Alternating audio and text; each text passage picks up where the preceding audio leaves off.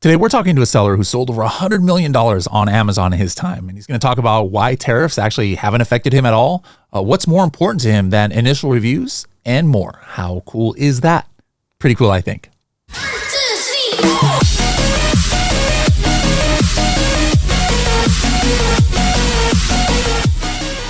Hello, everybody, and welcome to another episode of the Serious Sellers Podcast by Helium. I'm your host, Bradley Sutton, and this is the show that's a completely BS-free, unscripted, and unrehearsed organic conversation about serious strategies for serious sellers of any level in the e-commerce world. And we've got, I think for one of the first times, a live recording from, are you in Estonia right now? Yes. All right, live recording from Estonia. We've had Estonians on the show before, but I'm not sure if we've had live here. But Neeme, welcome to the show. How's it going? Yeah, thank you for your invite. Yeah, it's going great. Excellent. Now, I'm going to Estonia for the very first time. We're going to talk a little bit about why in a little bit here, but I'm very much looking forward to that. I assume you were born and raised in Estonia. Well, technically, I was born and raised in Soviet Union, but in Soviet Union until when? Part of Soviet Union. So until how old? I was 12 or 13. 13 when we got independence back. So yeah, being both. No, but geographically in Estonia, though, right? Yes. Same place. Okay, because you definitely have that Estonian accent that I've come to distinguish now. Did you go to university after graduating school? Yeah, I did here in Estonia. I did a business degree, and then like 5 years later, I did one degree in the Netherlands in Rotterdam. Okay, and then after graduation, did you go into that field of what you studied, or what did you do for work? Yeah, some part of time I was working in investment banking, and then I was in some bigger project where we gave internet basic education for like 10% of Estonian population. So that was like 100,000 people. We got trained with internet and computer, and it was like within 2 years' time. So it was like sounded really crazy project, but when we were doing it and running it, it was like actually everything what sounds crazy and stuff is actually, if you put it in a smaller pieces, it's like just some action steps you need to do. And it was like really sometimes easier to do bigger things than smaller things that I learned from there, at least. And then when did you discover the opportunity of e-commerce? Yeah, it was actually my wife who started doing some of the learning, something about the Google ads and some websites to kind of do some quality websites and putting Google advertising there. So she started following some of the courses online and started doing, but that led to kind of the opposite. We took some other course which was actually built up on a quantity level. So I think in a top time we had like about 5,000 websites in the internet driving traffic to eBay and Amazon as affiliates mostly. So This is where I got towards to kind of some point of time. We saw another episode by there was Matt Clark and Jason Katzenbach on that call, and they say like, you are in the affiliate side earning, fighting for this 3%, 5%, 10%. Why don't you, shift to another side where you have the other, 60, 70% of the kind of revenue where there's some other chances of doing. So this is where we kind of hopped into the private label world. So at that time was like affiliate marketing and things your entire income, or did you also have a day job, as it were? We actually had some other kind of projects with our friends, and we got some income from there, some of the consultancy here, but we were by that time already more concentrated on how to do something like online or on a bigger market, because Estonia is fairly small. We have like 1.5 million people. So we had some businesses for our local market as well, and realized that, okay, if you want to do something bigger, you need to go on a bigger markets. And then, making all the online things that came along, that really kind of widened the world, how to compared to what we learned in a university. It was like the opposite things you were able to do. Like you didn't need to build a factory, invest like $2 million into building a factory and stuff like that. But you were actually introduced a private label model where you kind of really can start with like a couple of $1,000 and then work it up from there. And you don't need to, we don't own any manufacturing piece or manufacturing units till the date, but we have lots of physical products that we sell. What was the first product you launched, and what year are we talking about? The initial brand we did with one of my friends, that was 2013, November or December, where we launched a couple of first products. We did something in US and something in Europe, and ended up, I think the first product was argan oil. Okay. In an essential kind of body oil field. But yeah, how did you do on that product?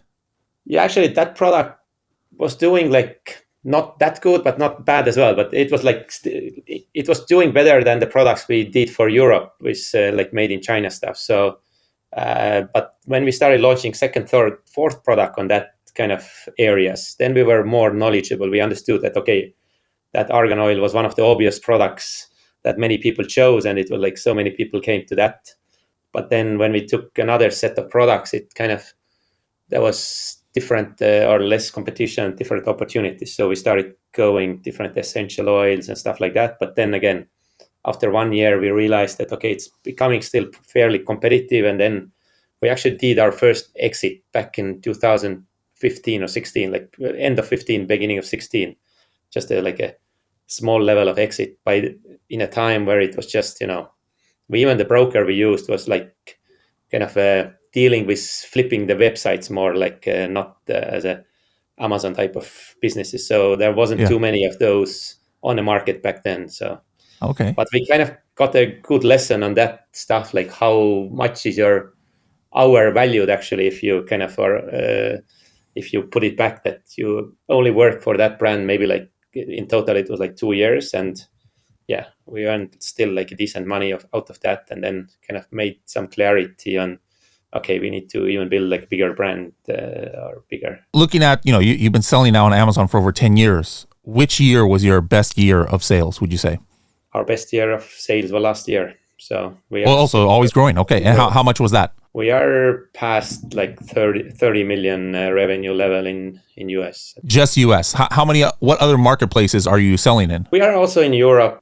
We haven't focused for like a lot. There is only a couple of bestsellers are here. So it's just in some point of time, we discovered that since we are producing in the US, and we are that kind of people who want to keep everything as simple as possible. So that's why we saw that everything we did on that market, and mainly on Amazon as well, there was kind of easiest ways to grow. And there is always the other steps that you can take.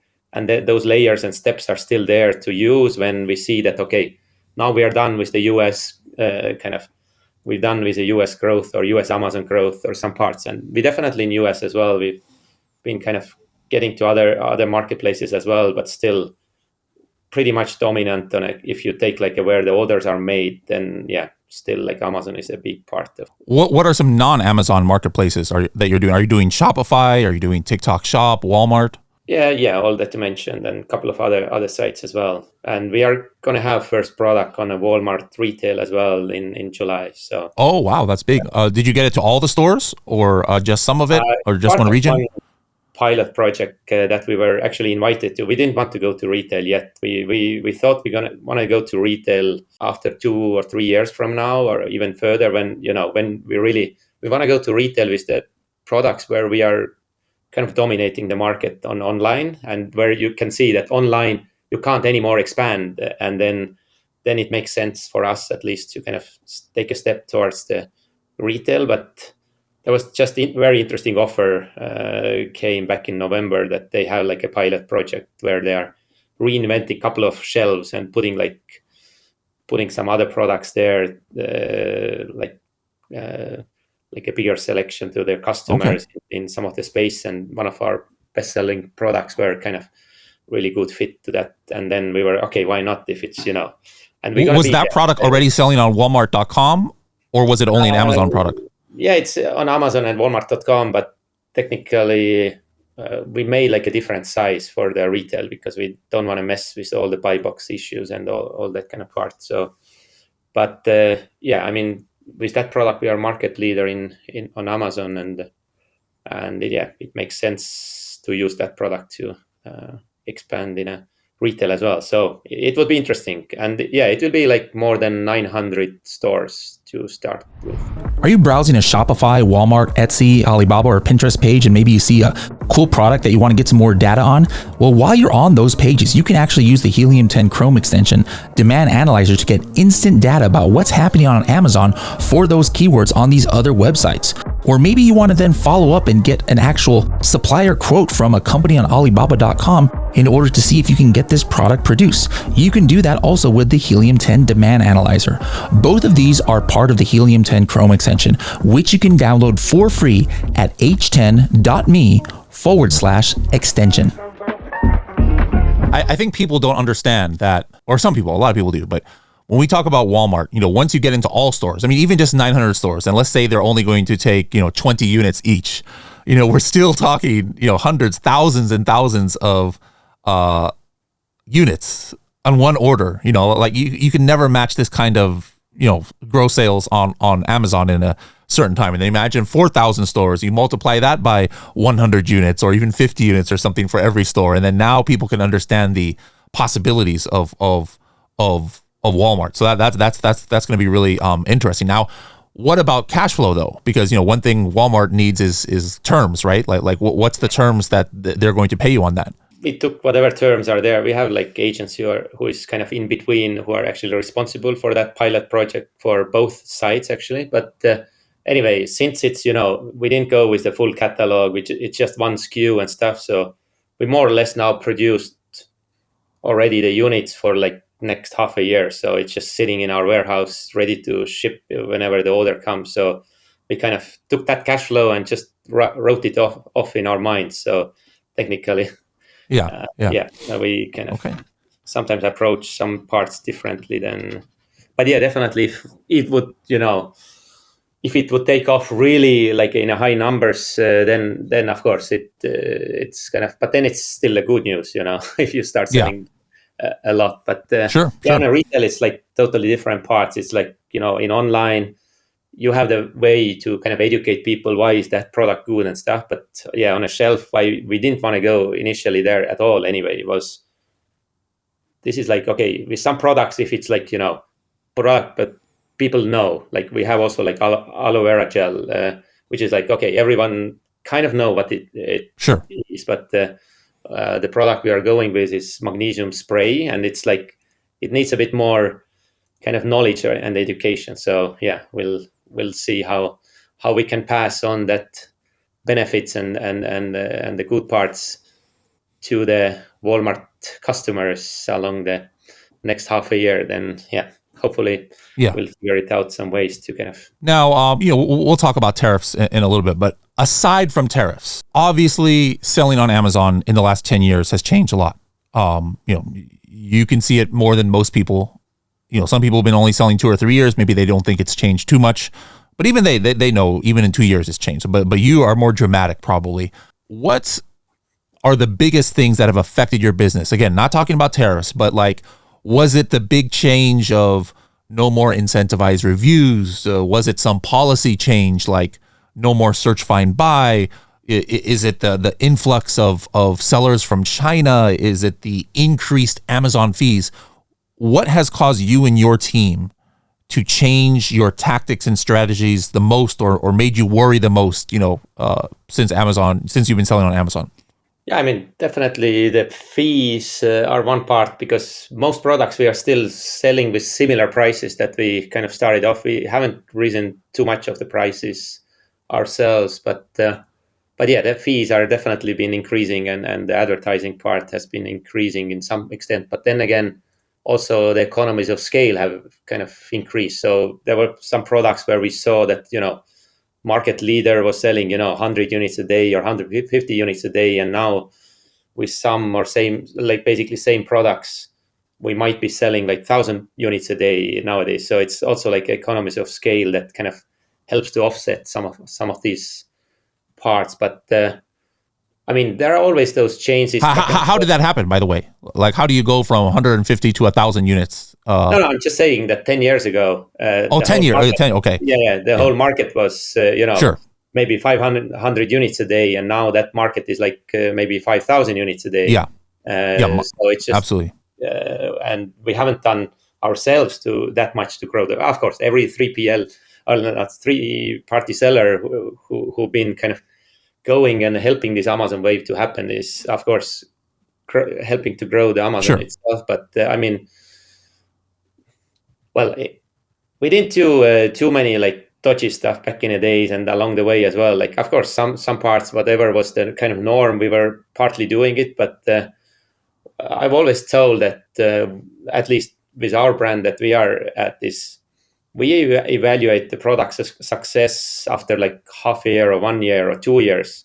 We don't evaluate it after like 2 weeks or 1 month. So that's why we haven't been and still are not so dependent on it. If the launch goes well, what tricks to use to get it ranked and stuff. So we more like believe in a longer term strategy that if you make a good product and if you make something to stand out with your product, which is better than the others, then you'll find a customer base. And yeah, with some products you find, with some products you don't. But if you fake your way to the top, you are as quickly as you go up, as quickly you get down as well. If you don't really, if you don't have those qualities enter to your brand or your product. So yeah, in that sense, I would say we are still, when we are selecting product, when we are launching products, when we are designing products, we are doing pretty much similar stuff that we did maybe 5 or 6 years ago. So it hasn't so drastically changed for us.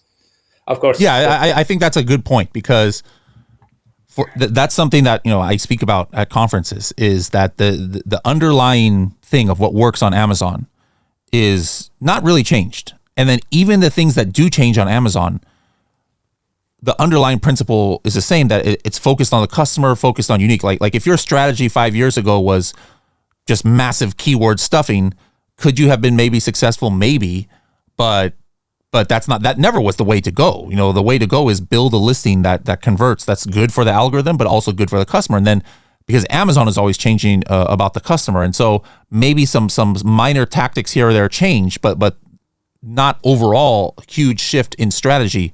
Like you shouldn't just take a product from China and put your label on it. You should be doing things that are unique, that have a moat around your product, and that make it so that it's harder to compete. And so these things have always stayed the same. Now coming to tariffs and other fees and things, but like this kind of thing changes every day. Who knows? By the time this podcast comes out, maybe there's something completely different. But are you mainly manufacturing in China, or what countries are you manufacturing in? Yeah, in the current lights that are happening in the US, I would say we are really kind of fortunate or lucky in that part, that the brand, our main brand, we actually do manufacture in US. All the products we manufacture in US. And oh, really? So almost all for the main brand, most products are in the US. Yeah. Is it because it's like a beauty brand or like supplement or something like that? Beauty, skincare, health. Okay, yeah, so that makes sense. Actually, it's part of the quality as well. Back in the days already, that if it's made in some other country that doesn't have so big quality label mentally on, then it's much harder to sell like a natural, like what we are stressing, we are like we are natural alternative to kind of harsh chemicals or cosmetics, and then use and then also with a couple of our top products, the raw material comes from US, so we are like double lucky in that part. Have you been affected at all in a positive way because of then the tariffs, or have pretty much all your competitors are probably also manufacturing USA, so it kind of doesn't matter what's going on? The effect is hard to measure, but in the same time, when those tariffs and stuff are happening now, what we see, at least like the customer confidence is not that big. So I think people are a bit like kind of cautious in spending too much money, because they are worried about, what if I lose a job? What if I'm, there is like I feel like that current year, like our sales are okay. We are like stable, but we definitely, yeah.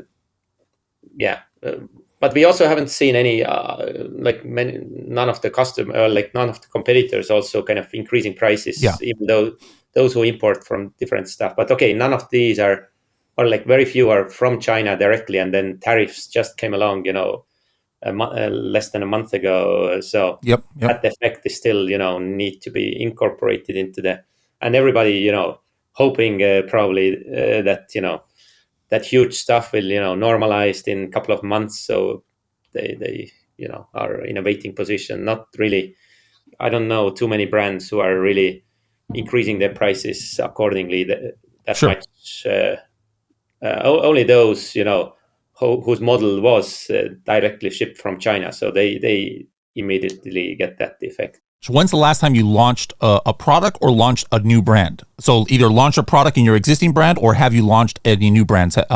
When's the last time for either of those situations? Probably, we are launching one now, but the previous one probably was beginning of the year. We launched for your existing brand. Yeah, existing. What's your strategy like? Since you have such a big brand that's been going for a while, are you relying a lot on your existing audience and community at all, or do you just launch it as if it was a brand new product? What's your basic launch strategy these days? Yeah, we do like initial part of the launch. Definitely, we'll do to our own list. At least we'll kind of let them know that this opportunity is there, and maybe give some discount codes and stuff like that. But this is just some part of the beginning stuff. But in the end, it comes down to kind of getting those first 20, 30 reviews, maybe using also like wine reviews, and then you already get the feeling. For us, actually,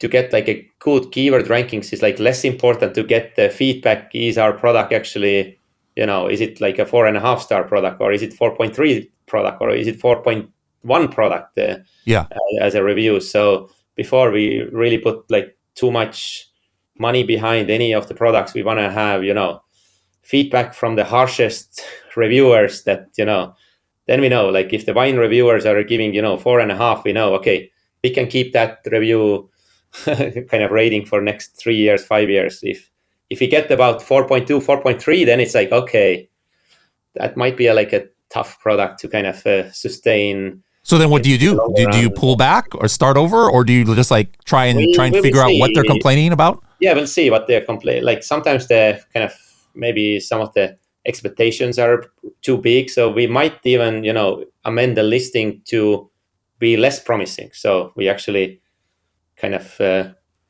get less people buying our product, but those who buy it, they are big fans. Or sometimes when we are targeting so some might be with the hair growth, for example. Yeah. So we might go like specific keyword for that product, which is, the product type. It can be, I don't know, castor oil, rice water, whatever. And then it's like, are you within that, keyword range, or are you going outside? Are you going, hair growth for women, or like some bigger keywords? So with some of the products where we see that we are borderline with the reviews, we really put our whole strategy just for the really narrow specific keywords which are related to that product, origin or the name type of stuff. So then we would know that those people who are purchasing, they have read a lot about that before they purchase. So they are kind of already decent fans of that type of product. And then they won't leave, too bad reviews in that sense. But if you go really wide that, you have no idea about the product itself, but okay, it's a hair growth. Okay, I'll try it out. Maybe it doesn't work that quickly, and then it's, easier to get those bad reviews. So basically, from reviews, we learn what can be improved. Maybe sometimes, there is some defect in a pump or something. So it's easier to kind of change and then maybe relaunch another SKU or ASIN under that, and then switch it over to that. But yeah, we try to kind of, whatever we come on a market, we'll try to listen and make sure that people are happy, or try to understand what kind of people are happy with that, and then direct kind of advertising towards that part. All right, so that's interesting. Now, are you, before you even launch, are you using services like PickFu or doing like your own customer research even before, or you kind of wait to see on the actual product once people are getting it, and that's how you get your feedback? We would use services like PickFu or IntelliWay when we are already want to have like a second kind of edit of the listing. But with the first listing or the product itself, it's usually we just see what product kind of fits to our brand, and we and if there is a decent potential in Walmart or on Amazon, or we see something happening in TikTok, so we might just launch those products to be on a market, and then kind of learn and fine tune along the way. And then we see that our product is in on a top 10, like maybe 10th position, and we want to go to top 5. We actually we consider immediate competitors are those who are on a positions between 5 and 10 or 5 and 9. So we see, okay, how our product is better than those, and we'll try to, maybe there is something which kind of something what we can put on our listing very visibly that we are better than those at least. And then, once you're in top 5, you'll see, okay, how to get to top 3. And then you work and those, some of the messaging and some of the highlights might be different. And we usually, we don't dream to get from, if you're in a 10th place, we don't dream to go right away to, top 1 or top 2. Mm-hmm. We just take step by step where we are building and, building our kind of way up in a step by step.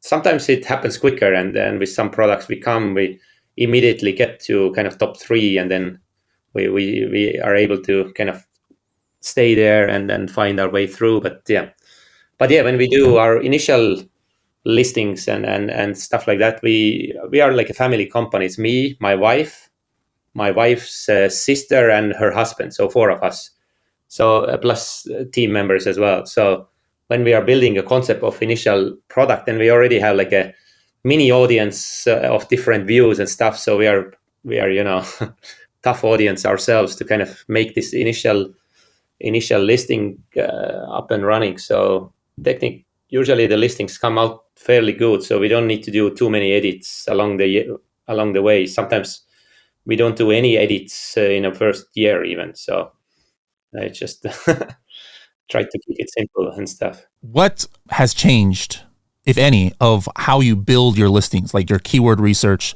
Are you spending a lot of time optimizing for AIs, or has the way you built listings like this year compared to maybe last year or 2 years ago, and how you find keywords, like has that changed drastically at all for you, or you're kind of doing similar things or somewhere in the middle? We are still doing same or similar things. Let's say if we are just looking on a keyword or the regular shopping experience that people are still doing, it's still very heavily dependent on a particular keyword search.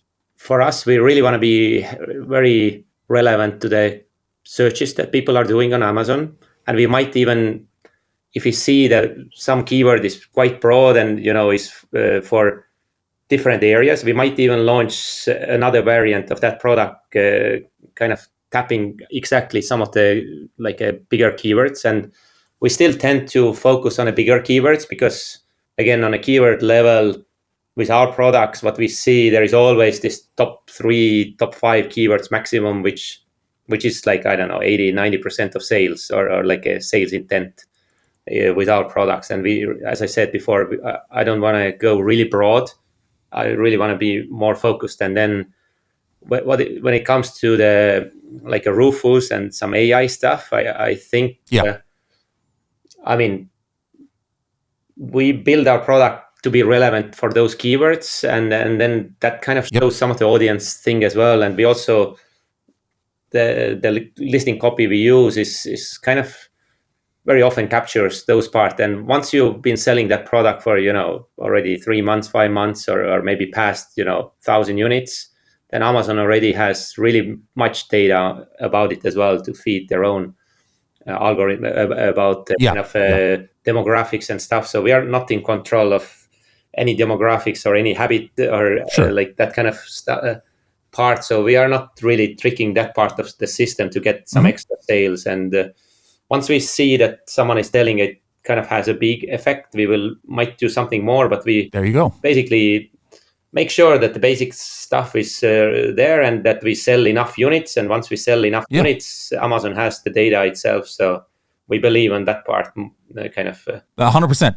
Things change on Amazon. You can't do the same thing, but you wait until it actually changes drastically. Like optimizing for Rufus, I do it. I'll check, hey, is there a question my product is not answering in my listing? And okay, let me do it. That's the same thing as we did before. We used to do that for years because of the Q&A, because of the reviews and things like that. So that part of it hasn't changed. All right. So before we get into your final strategy, let's talk about how we'll be able to meet again, and anybody can meet you soon in the Ambizion. Is that the way they pronounce it? How do they Ambizion, or how do they say it? Ambizion, yeah, that's like Ambizion event in Estonia. Like I said, I'm going to Estonia for the first time. Guys, if you want to get more information on this conference, it's going to be the first week of June. h10.me/Estonia. h10.me/Estonia. So how long has this event been going on? Probably like 7 years or 6-7 years. I've heard about it before. Okay, wow. So I'm very late to the party. I think last 4 years it's been like in English and international. So initially it was like for first few years it was in Estonian language, locally for the local community. But yeah, last 4 years for sure it's been international. It's always like good crowd here, nice speakers. Especially. There are always like some pre-events happening as well. So conference is on Saturday, but on a Friday, there is always something cool stuff happening. So when you go to conferences as well, there is always some parts is where you learn what people are telling there, but the other part is always building those relationships with people and making the connections. And then along the way, if you look 2 or 3 years back, you see, okay, the thing I was able to do now, or some very valuable information I got now, was because I met some person like 3 years ago in some random place or some other event, or next to the pool after the event or something like that. It's just sometimes those connections are really crazy to root it through. How did that happen? And I was just in a conferences last week, a couple weeks ago. I had never been at Amazon conferences there before in Poland and Bulgaria, and met a lot of people I never would have met otherwise, even though as long as I've been in the Amazon space. And so I'm sure it's going to be the same in Estonia. So guys, if you want to get tickets, if you're anywhere in Europe, I'll be speaking at this event too. So you can hang out with Neeme here and also me, h10.me/Estonia. All right. Last, what is your 30-second tip or your 60-second tip? Like some unique strategy you're doing that you can share with our audience? Once you are in a like top 5 in a market or top 3, I would start looking on what is your market share. Usually you know it on your units based because you're looking BSR and units sold, but I would encourage you to look what's your dollar value, because sometimes you don't realize that if your product is actually, you're selling for 15, the others are selling for 9, or maybe it's like others are selling for 12 and you're for 19. You are selling similar numbers, but then you discover that, okay, your market share is actually much bigger than the competitor you thought it's in your level. So I'm using Helium 10 market share tracker, kind of this is the main base where I'm tracking where I'm at with our top products. And it's been really eye-opening for me, at least when I started using it, that some of the competitors I thought they are my main competitors. I totally re-evaluated to understanding that there are actually a couple of other people who are actually more of a competitor than some of these, which I thought are.